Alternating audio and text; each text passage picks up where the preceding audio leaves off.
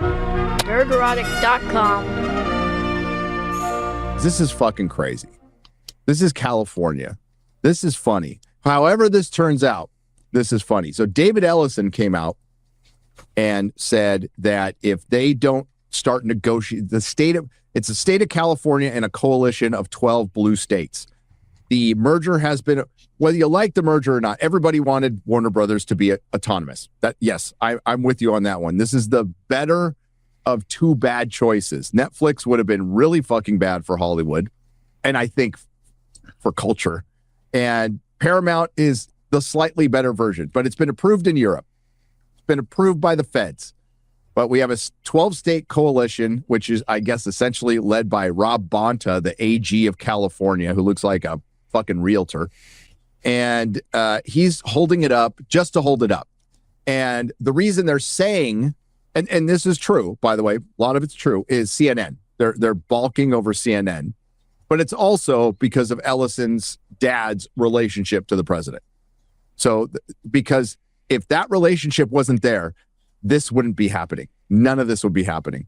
But I did talk about it months ago when I said, you know what will be one of the roadblocks of this merger will be fucking CNN. And just because it's cable and not broadcast, I didn't think made a difference. I think it's more of a certain political party really likes their mouthpiece and they want it to live. I don't think CNN survives no matter what. Mm-hmm. But Ellison has threatened to leave California, which he should fucking do anyway. No matter what happens, he should pick up and leave. And once one studio does it, another studio will follow. Yep. I promise you. The only one that wouldn't follow, and I'm talking about their main offices. Universal will still have Universal Studios there, but their main offices will move somewhere else. The only one that'll stay is probably Disney. Yeah, Disney's not going anywhere. And people have talked about the cost for them moving, but one of the reasons it's being delayed is because there's a clause which costs them $7 million a day after a certain date. So the longer they delay it, the more it costs them just to exist. It's going to cost. And so there it is, right there, $111 billion to wait for the court date. Well, no, sorry, it's later in the article. No, it was $1.1 billion. So they did the math on how much it costs. Isn't it like $7 million per day?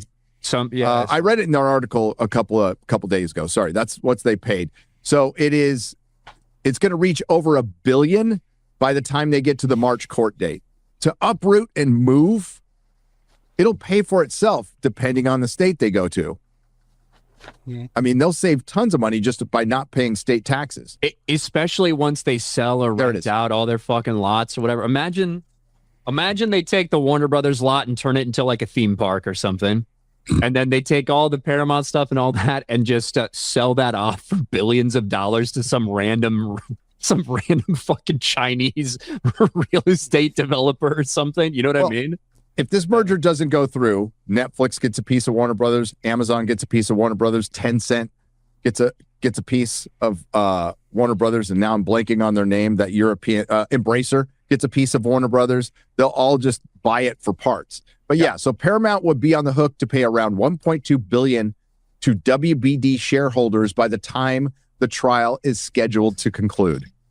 I don't know the American legal system in this regard. If they just pulled out of all the states, but if they just pulled out of all the states which a court don't want this to go ahead, would that kill the lawsuit? Is that why he wants to move, or is he just going, well, if you're causing me trouble, I'm going to cause you trouble by taking away tax revenue? You would have to prove that you don't do any business there for it to which would be very difficult. That'd be very hard. You could theoretically do so, but you'd basically have to, you couldn't work with anyone who lives there. You couldn't work with any actors, any writers, any guilds, any delivery people, anything. It would be a nightmare. David Ellison says he'll pull you got to have a good pullout game, guys. David Ellison says he'll pull Paramount out of California starting October 1st if states refuse to negotiate settlement in antitrust suit. And he's just asking for negotiation at this point. And Bonta doesn't want to do it because they know they're going to lose. He's out there talking a big game on X. This is going to destroy Hollywood either way. And this move was just like that one state senator who basically told Elon Musk to fuck off, and he did. That cost the state billions and billions of dollars. This will do the same thing because I believe he'll route and leave anyway. He's promised 30 movies a year, which is insane. So he's and big release windows. Well, so, probably one of the reasons he was committed, like would publicly say he was staying, would be to avoid something like this. So if you're doing it anyway, now you give them the excuse that he will want to leave and go somewhere cheaper. So like they're kind of playing into his hands at that point. It's interesting, though, that they keep complaining. The moment he said, well, if you act on me, I'm going to act back, they lost their minds. And it is the case of, well, we didn't expect you to defend yourself against our attacks. No, but they're under the belief that if they stop the merger, everything will just go back to the way it was. And Warner Brothers will be autonomous and everything will be fine and all those jobs will be kept. That's not the case. That's why Warner Brothers is selling. They are billions in debt. And so is Paramount. But Paramount got bought by a Nepo baby billionaire and can afford to get it out of debt and has operated in Hollywood for 20 years that nobody had a single problem with until the Trump Association started getting brought up. Yep. And then everybody had a problem. We've seen some of our friends who were like, yeah, Ellison. And then, once that got brought up, they're like, oh, end it. And the thing is, this is your best hope for keeping jobs in LA. Union members, this is your best hope for keeping your job. So we have IATSE and Christopher Nolan's Directors Guild is saying, hey, get to the table and negotiate. And then, of course, we have the uber commie versions of the unions, which are the Writers Guild of America and it was Writers Guild of America. God, and the Teamsters just came out against it. I love Joseph Kahn put up a post that basically said, the WGA, we need to stop this, my commie brethren. And IATSE and was saying, no, let's negotiate. And then they go to the Film Actors Guild and they're like, I'm a dolphin.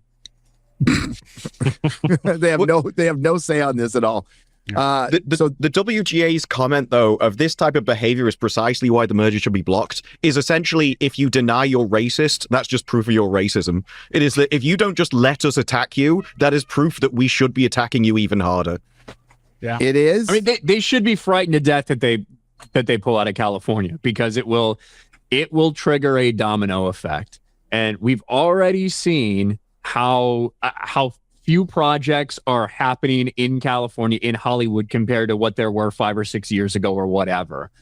We've seen, because of how difficult California makes it for business, period, of any kind, let alone show business, how many people are starting to do their own thing, branch out and do their own thing. And this is not just specifically like entertainment industry, Hollywood. This is gaming and stuff like that. People moving out of Silicon Valley, people moving out of the San Francisco area and going other places where it's easier to do work.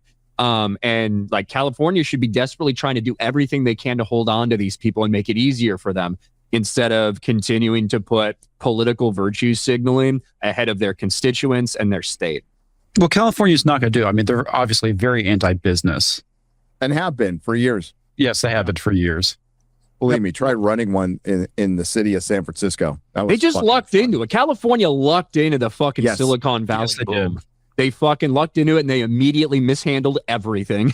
They immediately mishandled all the other fucking finances. They promised ridiculous, insane fucking like pensions and stuff like that to every form of government worker, because the government was raking it in so much. And all of a sudden, 10, 15 years go by. The boom isn't happening as much as it was before. All of a sudden, all these pensions are coming due for these firefighters and police officers, which, of course, we should pay our workers if they earn their pensions. But they promised them ridiculous shit. The whole fucking state is a shit show. It really is. There is the logic in that state has faded away due to the redistricting that they have bitched about other states doing. Just want to point out that the Writers Guild of America is one of the main reasons this is happening right now, because they started a strike along with the Film Actors Guild that stopped Hollywood for the second time in 5 years. And their strike was, they could have recovered from COVID. Their strike is the one thing they couldn't recover from, that second blow.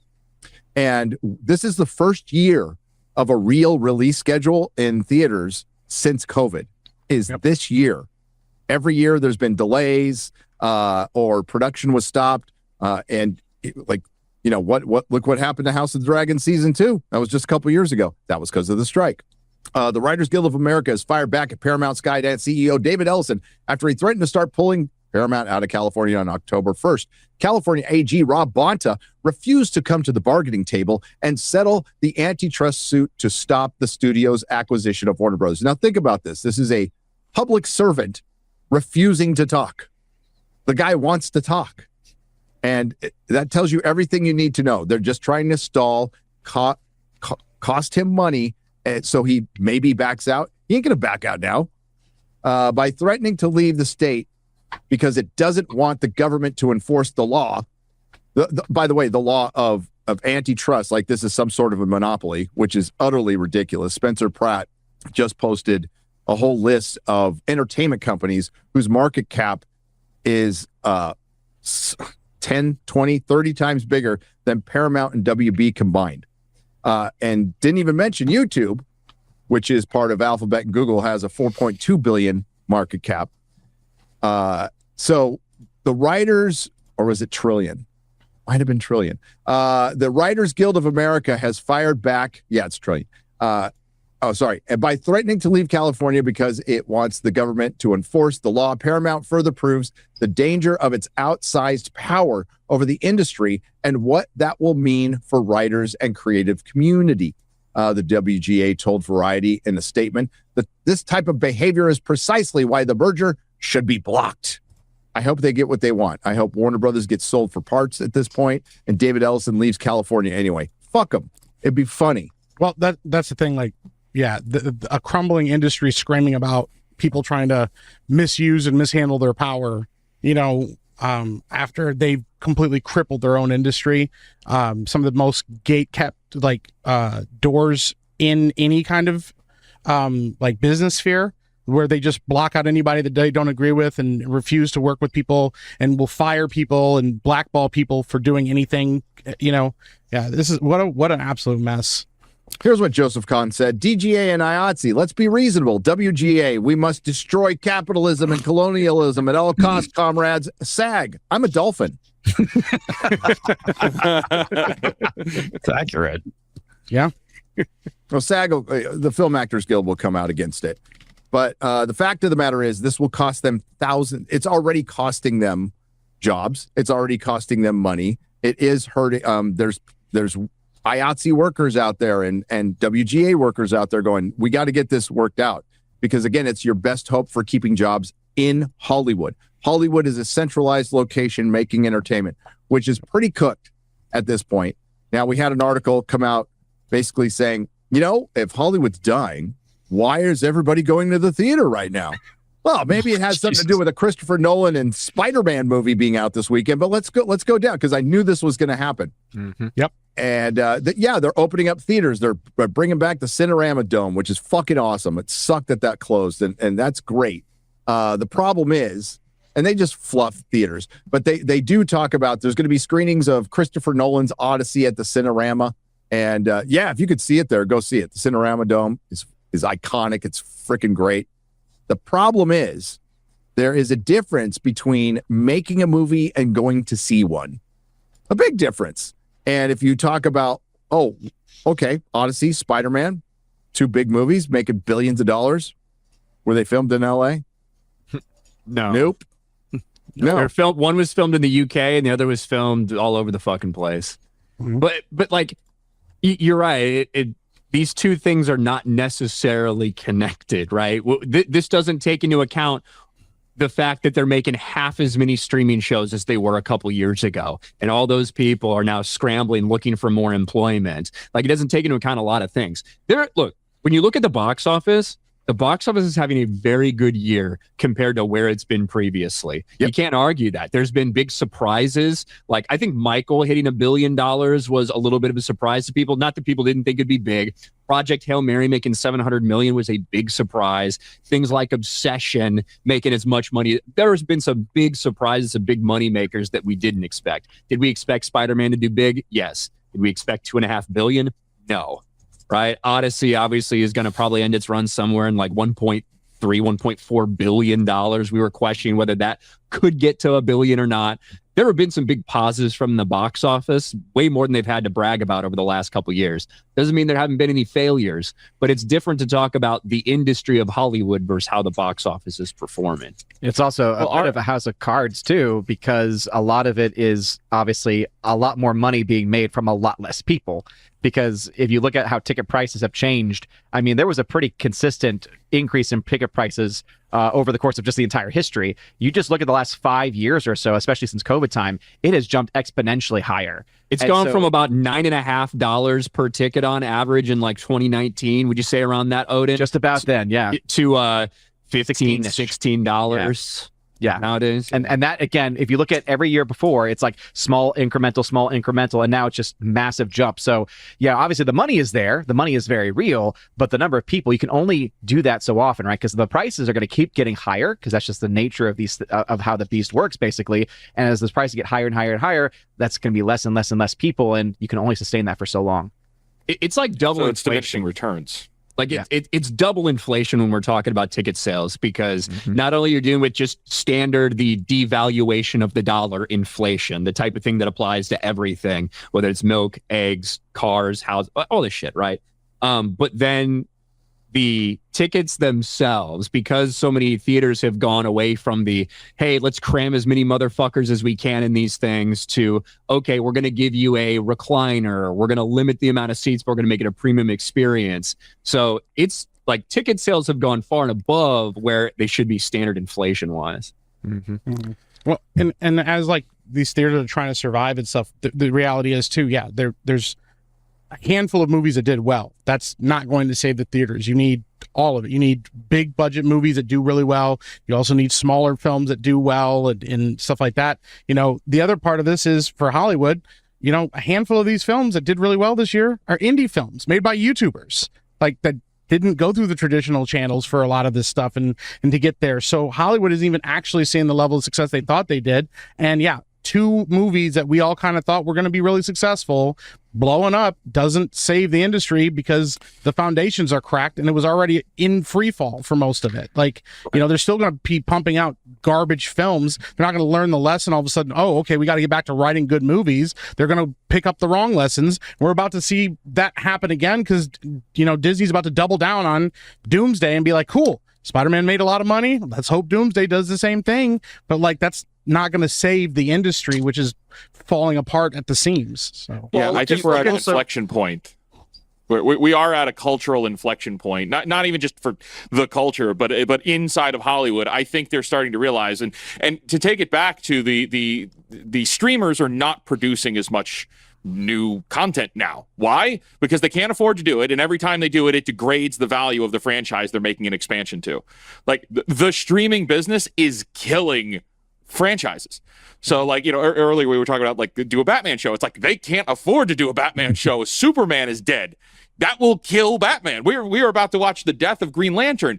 And further than that, they have to get people going to the theaters again, because that is where direct dollars, butts and seats equals dollars. So I think, yeah, oh, well, we're making all of this money. It's like, yeah, but even less and less people are going. And I think they're starting to recognize that. And I think I say all of this to say, I think the messaging that they really want to push is not going anywhere, but it is getting more covert, more so than ever before. They are just ingraining it in the soul of the very thing, with their marketing a different thing to you to get you to go to the movie, and then you're going to be sitting there. End of Oak Street. You're like, hey, dinosaur movie. You'll be watching. You're like, hey, this is like kind of you might be able to take your kids to this. It's a little actiony. It's got dinosaurs. It's a little scary, but so is Jurassic Park. Oh, that's a 3-minute segment of dinosaurs humping. Okay, I'm not taking my kids to this. Yeah, it's basically woke 2.0, to quote AOC at this point. Woke 1.0 obviously went a little too far, guys. Got a little crazy. Had to walk it back a bit, but yeah, we're in the age of woke 2.0. Well, you also have the snowball effect on the other side of Hollywood's decline, because the people have talked about how COVID broke people, like the people going to the cinema, but it also happened in Hollywood that if you're just used to an industry being made in the same place, you'll keep going there. The moment you start making things internationally, though, you now create a competitor because it's quite hard to do it first, but then you create more jobs there. You create an entire industry abroad and makes it easier to shift more and more things. And places like the WGA should be very careful because writers are one of the easiest things to ship anywhere in the world. You can write from a beach in Hawaii and just with a laptop and still write a good movie kind of thing. And so I think that we'll realize over time, Hollywood doesn't need to be in one place. You could spread it over the entire world and not really affect anything. What I'm actually most excited about, to be honest, is the new. It's like it's most of our most anticipated movie, that being Godzilla minus zero. Because remember, that film was made for so little money, and yet was so impressive. And I think that when that movie like that comes out again, more and more people are going to start to realize, oh wait, Obsession made all this money, right? Godzilla, right? Not as much, right? Minus one didn't make nearly as much as one would think, like, for costs and everything, but obviously very successful because of that low budget. But it's starting again. We're going to see the most successful films of this year are going to be the ones that had the lowest budgets, surprisingly. Yeah. And when we're thinking about these box office successes that have been happening this year, and the two recent ones, of course, being The Odyssey and Spider-Man, there's been some massive bombs as well. Supergirl, Moana, and those are just the recent ones. Hollywood has a long way to go before they dig themselves out of this hole. And interesting with Supergirl, though, a lot of the reviews are now like, well, this is why they weren't concerned about Supergirl, because Lanterns is so amazing. It's going to carry the DCU forwards into the future. Of course. Well, yeah. If you look ahead to September major movie releases, Practical Magic 2, Resident Evil, Forgotten Island, Avengers Endgame re-release. New footage.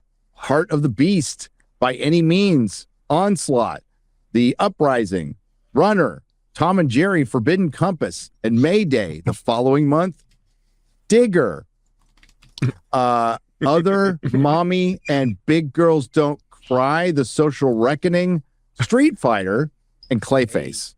So we're not talking about anything that's going to be a juggernaut at the box office. So we pretty much from now until November, it's back to basically you're going to need Odyssey and Spider-Man to carry you through for the next 3 months, which they won't. They won't. I mean, they'll probably do fine in August, but we'll be right back at the same situation. Yeah. So unless you release a Nolan and Spider-Man film every fucking week, I wouldn't go out and start saying Hollywood is back, and particularly the industry, the centralized industry that is breaking up and has been for a while now, for a long while now, and to the point where you'll see an article in 2 months going, "What happened? We just had 2 big movies? What happened?" What happened was Rob Bonta and your state and city government that keeps you from making anything, plus your unions, which nobody in Hollywood will criticize at all, ever. They're like, I'm a union guy. That's the kind of fear they put in your heart. The thing is, though, they obstruct you from being creative, from being innovative, and right now it's just filled with redundancies. We did an interview with the producer who said they had to get a specific guy to hit a smoke button. They had the wrong guy to hit a smoke button, so they had to bring in a union guy to hit the smoke button. No joke, Gary. I was talking with one of the bigger artists in the industry recently, and he was telling me, because he has all the contacts with all the other big artists, he was talking to me about a guy that worked for Disney in the concept art department, and he got fed up and left the company because they had 4 people doing concept work where one guy would do a sketch, then they'll pass it on to one guy to kind of fill it out, then they'll pass it on to another guy to do the final rendering, and the last guy would do 3D modeling of it, and there was no artistic actual direction. Like, the artist just wanted to make some really cool stuff, cool concepts, everything like that. But unions force additional people being hired for redundant jobs, where it just creates a sterile, factory line production thing that creativity can't even be expressed. And that's just one example that I was told of recently. And we've, those strikes that happened recently to force additional writers in the writing room and things like that. It's like, as a writer, I would hate that trying to balance creative ideas with 10 other people to try. Especially when they're black people and women, Shad. Imagine that. That's rough. Be careful though. Talking about unions, there was a guy who's really mad at me because I was shitting on unions earlier. Really? Oh, really? Yeah, he was very mad at me in the chat. I mean, I've had multiple family members that have been in unions my entire life, and I had to work right alongside lazy dog shit union workers for about 4.5 fucking years. So I've had my fill of unions. In my opinion, people that love unions are the type of people who are so shitty at their jobs that they desperately need a union. Otherwise, they'd get fucking fired. Unions had their place. A wonderful example of this. Unions had their place in the fucking 1910s when people's arms were getting chopped off and falling in like hamburger machines and stuff like that, right?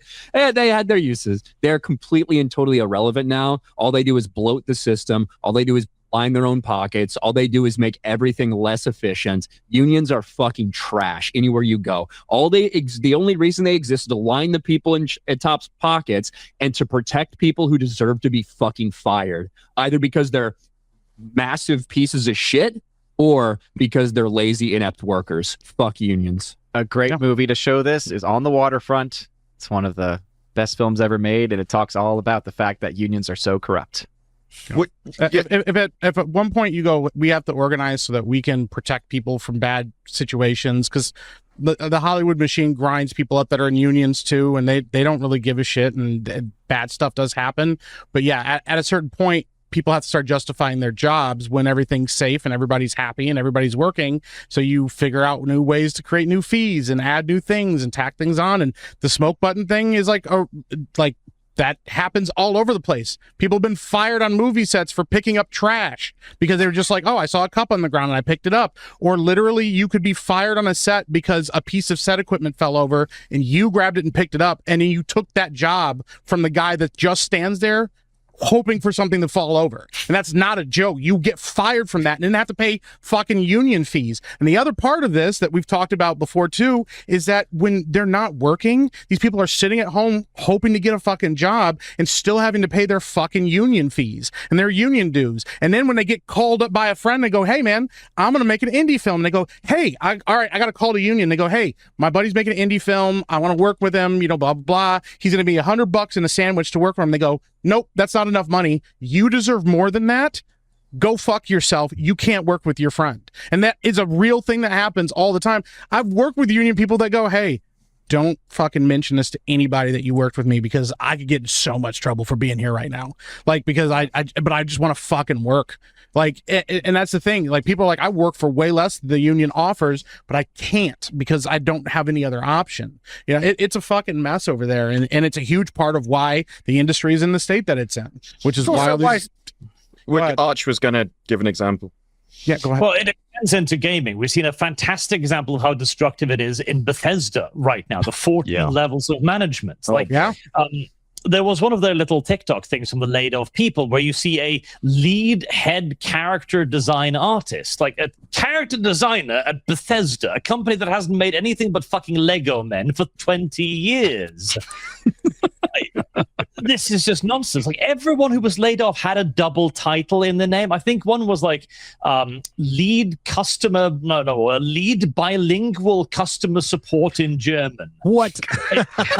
These are just made up titles where you just stack title to justify keeping fucking people in employment. And then you try to fire them, and the union goes, well, that's not legal. We're going to drag you through the streets now for 6 months with negative PR, with lawyers fees, with demands, with exit packages. Like, oh god, there's no end. I mean, the eventual endpoint is here in Europe, where you are literally not legally allowed to fire people. You cannot fire people without providing documented evidence to the government that you need to. And even then, you need to wait like 6 months for them to go like, well, you don't need a sound designer, but couldn't you retrain him into being a janitor or something? Anything to keep him on space staff. That's what unions have always done. They essentially uplift the lowest people, drag down the people in the middle, and the people at the top don't care because they can make their own agreements. And this isn't like money is a zero-sum game. If those lower people just got out of the industry, all the middle people would get paid way more because they'd be doing more work, and you'd get better quality work. Like unions are damaging on a quality level as well. And people are like, well, they need jobs. Well, they can piss off and get jobs somewhere else. They are not owed a job in this specific industry. We don't have to create fake jobs for people.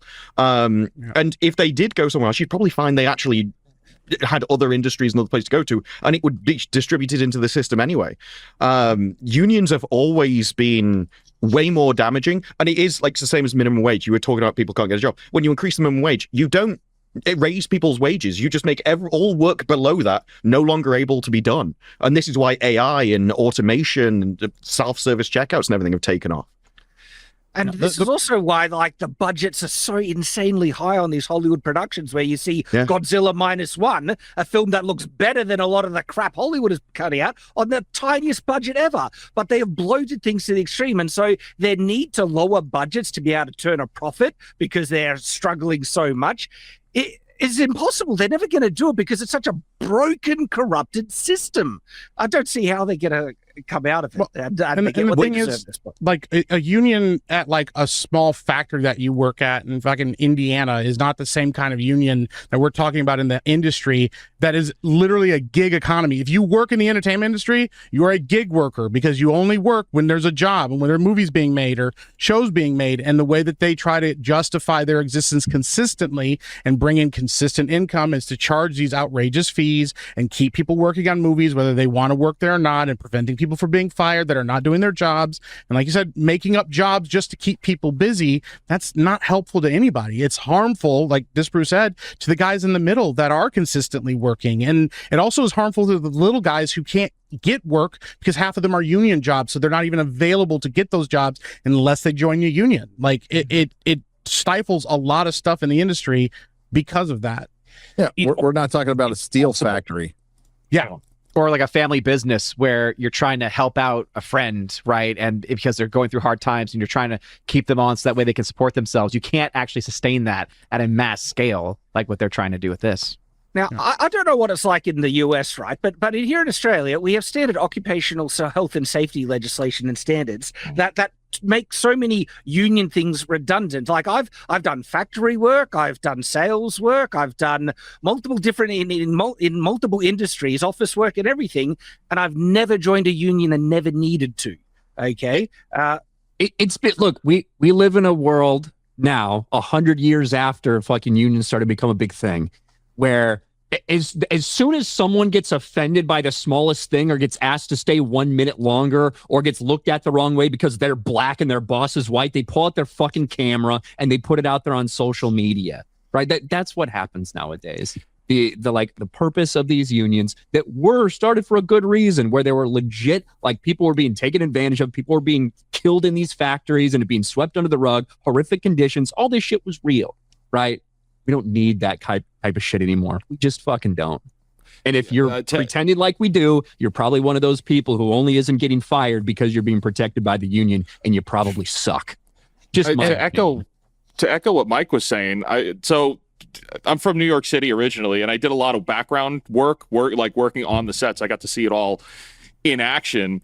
But I made a lot of friends doing all of that. And there was a time a few years ago where I had written like my own short film. And originally, like with those people, it was like, oh, well, we could do the whole thing. I have it all mapped out. We could do it all probably in just a few days. It'll be about $10,000 and we could do it. I was working with award-winning directors. Came back a year later after actually scripting the whole thing out.